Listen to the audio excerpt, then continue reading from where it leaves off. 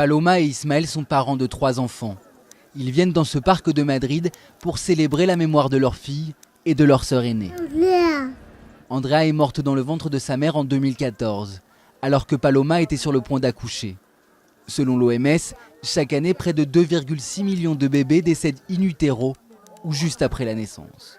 Une souffrance taboue, souvent incomprise par la société. Si ton mari meurt, personne ne va te dire « ne t'en fais pas, tu es jeune, tu en auras un autre ». Par contre, pour mon enfant, on me le dit.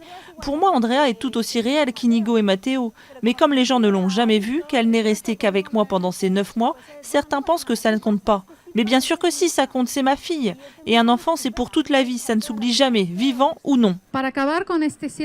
Gillian Cassidy est une porte-voix pour toutes ces familles. En 2007, elle a aussi perdu sa fille aînée Yuma. À sa sortie de l'hôpital, cette Irlandaise n'a trouvé aucune structure pour l'accompagner dans son deuil.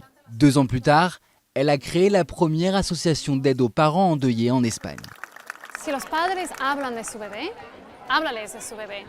Si les parents parlent de leur bébé, parlez de leur bébé. Si le bébé a un prénom et que les parents vous l'ont dit, utilisez le prénom du bébé. Beaucoup de gens ont peur de faire encore plus de mal s'ils parlent du bébé. Et dans le fond, ce n'est pas comme ça, c'est tout le contraire. Dans une étude réalisée auprès de 800 mères, Gillian remarque l'importance de créer des souvenirs autour de ses enfants décédés. C'est le cas de Yemi et Paolo. Ils partagent l'histoire de leurs jumeaux dans un groupe de parole. Un exutoire organisé par cette psychologue. En 2015, Paul, leur premier jumeau, décède lors de l'accouchement. Natalia, en vie, est atteinte d'une paralysie cérébrale. Choquée, préoccupée par la santé de sa fille qui décédera 2 ans plus tard, Jamie laisse son mari seul reconnaître leur fils. Dans ces instants-là, nous, les mères, nous sommes si confuses, si perdues, que moi, ce que je demande, c'est juste un moment. Il n'y a pas d'urgence pour un corps, parce que c'est un corps de tout au plus 2 jours ou 1 semaine, et il n'y a pas d'urgence dans ces moments-là, parce que c'est quelque chose qui nous marque à vie. C'est très important dans la vie d'une maman. Après la perte de 3 bébés, Pilar Gomez Ulla a décidé de se spécialiser dans l'accompagnement du deuil périnatal. Elle sensibilise le personnel de santé pour accompagner ses parents le plus adroitement possible dans leur rencontre avec leur enfant tout juste décédé. Il ne s'agit pas seulement de leur proposer « voulez-vous voir votre enfant ?» mais plutôt comment je prépare le terrain pour que ces parents puissent prendre les décisions qu'ils veulent. Recevoir le bébé, le voir, le toucher, le découvrir, l'habiller, le baigner. Inviter d'autres personnes importantes de la famille à venir accueillir ce bébé, le connaître, l'embrasser, se prendre en photo avec lui. C'est grâce à une photo prise par son mari que Yemi a pu découvrir son fils. Un souvenir précieux qui marquera à jamais l'empreinte de leurs jumeaux. Une photo qu'ils espèrent montrer prochainement à leur 3e enfant, qu'ils attendent pour l'an prochain. New Haven, sur la côte sud de l'Angleterre. Le premier ferry de France arrive au port. Et chez June Bradbury, on prépare le petit déjeuner pour les invités. Une famille allemande venue d'outre-Manche. Elle loue sa chambre d'amis sur Airbnb depuis 2016. Sa réponse à elle, à la décision du Royaume-Uni de quitter l'Union européenne. C'est devenu une merveilleuse porte ouverte sur l'Europe. Et ça ressemblait beaucoup à un antidote. Et c'est comme ça que je l'ai pris. Je disais aux gens, c'est mon antidote au Brexit. Dans les villes côtières d'outre-Manche, beaucoup se demandent quelles seront les conséquences du Brexit sur leur lien avec le vieux continent. Holyhead, au Pays de Galles, est le port britannique le plus proche de Dublin. Les camions qui arrivent d'Irlande préfèrent souvent prendre la route à travers l'Angleterre pour rejoindre la France plutôt que prendre la mer, plus long. Mais une nouvelle route maritime directe, reliant Dublin au continent, est à l'étude, au cas où le Brexit compliquerait la circulation des marchandises via le Royaume-Uni. Le port d'Holyhead perdrait son utilité, mettant en péril des centaines d'emplois. Nous n'avons aucune information. On ne sait pas ce qui va se passer quand on ira à Douvres. On ne sait pas quand on va en France ce qui se passera à notre retour au Royaume-Uni. Même ici, quand on vient chercher nos remorques au port, nous n'avons aucune idée de quelle sera la procédure à suivre. Mêmes inquiétudes à Douvres, premier port de la Manche. Le conseil municipal a conclu que si les nouveaux contrôles douaniers retardaient ne serait-ce que quelques minutes chaque camion, les bouchons de milliers de camions s'étendraient sur des kilomètres. Mais la situation peut être propice pour d'autres. À Immingham, au centre-est de l'Angleterre, le Brexit pourrait profiter à son petit port. Nous sommes très optimistes quant à l'avenir. S'il y a des retards supplémentaires, à la douane, cela posera des problèmes, en particulier pour les ports du sud-est comme Douvres, où l'espace terrestre est très restreint. Et cela entraînera des files d'attente supplémentaires pour leur trafic. Ici, nous avons de la place pour mieux gérer l'espace afin d'éviter les files d'attente. Les villes portuaires britanniques espèrent y voir plus clair rapidement, mais les négociations entre Londres et Bruxelles n'ont pas encore abouti à un accord.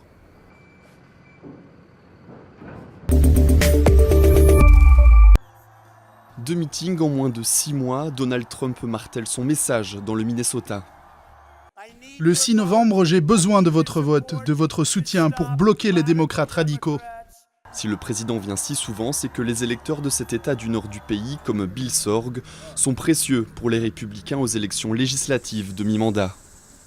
Ce septuagénaire élève 300 vaches laitières et fait pousser soja et maïs sur plus de 1600 hectares. À cause de la guerre commerciale entre Washington et Pékin, le prix de ces denrées agricoles s'est effondré. Les choses ne se sont pas améliorées, elles se sont aggravées. Je veux voter pour ceux qui veulent que l'économie rurale prospère. L'agriculteur ne s'en cache pas. Lui votera Angie Craig, la candidate démocrate de la circonscription. Elle concentre sa campagne sur 2 axes, la santé et la stabilité économique. Les soins de santé représentent un problème majeur dans la circonscription.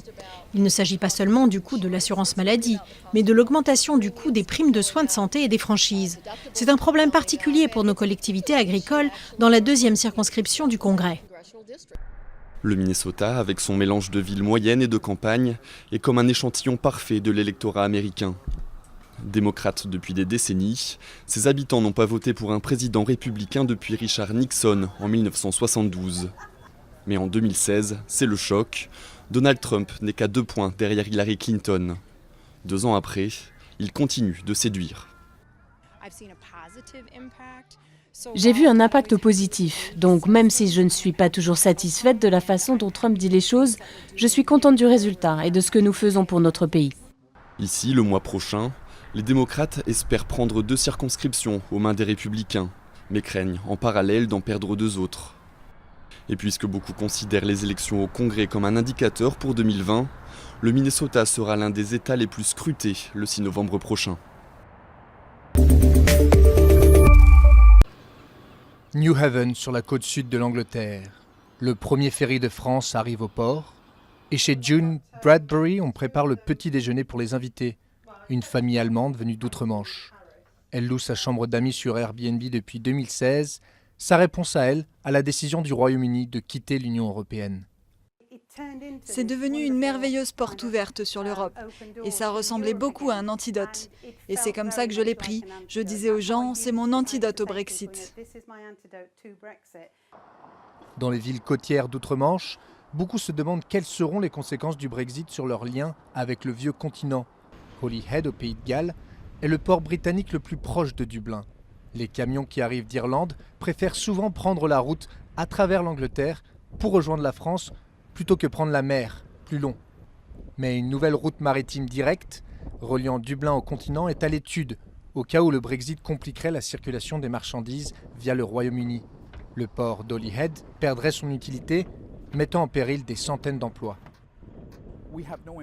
Nous n'avons aucune information. On ne sait pas ce qui va se passer quand on ira à Douvres. On ne sait pas quand on va en France ce qui se passera à notre retour au Royaume-Uni. Même ici, quand on vient chercher nos remorques au port, nous n'avons aucune idée de quelle sera la procédure à suivre.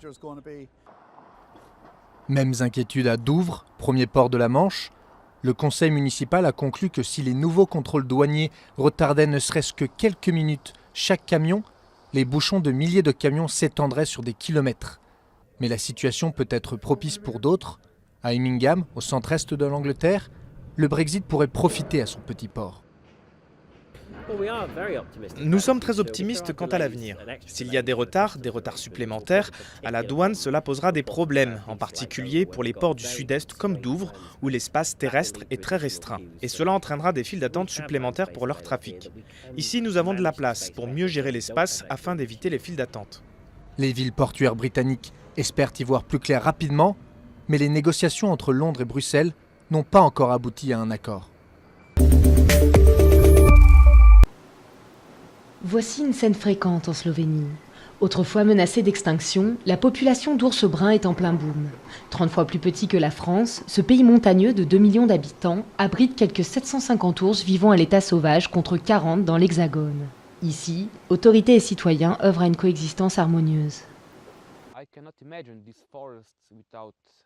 Je ne peux pas imaginer cette forêt sans les ours. Ils la rendent sauvage, pure, naturelle, comme il y a quelques centaines ou milliers d'années. Les ours sont gentils.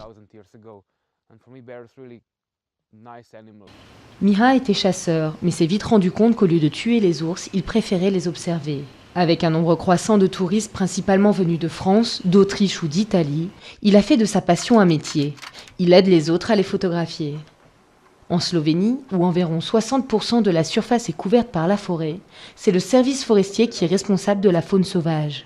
Bien qu'aucun incident mortel ne soit survenu depuis plusieurs années, les ours sont surveillés de près.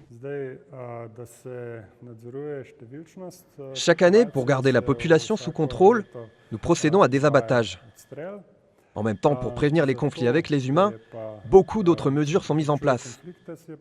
2 d'entre elles déjà en vigueur consistent à verser des compensations en cas de dommages, ainsi que des groupes locaux d'intervention en cas de problème.